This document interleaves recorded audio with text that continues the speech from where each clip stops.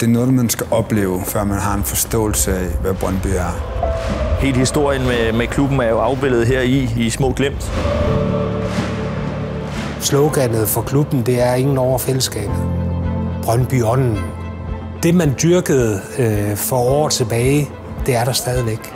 For mig der er det jo fornemmelsen af at komme ud og være sammen med mennesker, som deler de værdier, jeg selv har. Man føler bare, at så mange mennesker har et specielt bånd til den her klub. Sydsiden, fanskaren, er en vigtig del af Brøndby. Vi har en forpligtelse både over for os selv, men også for klubben og den historie, den har. Det er jo dem, der har skabt historien, kan man sige, og vi skal jo så skabe en ny.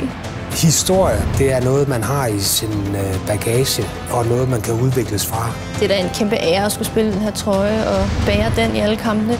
Aftrykkene, der er i trøjen, fortæller jo en hel historie om fantastiske spillere, der har været ude. Det er en rigtig flot trøje, og jeg glæder mig til at se den blive båret.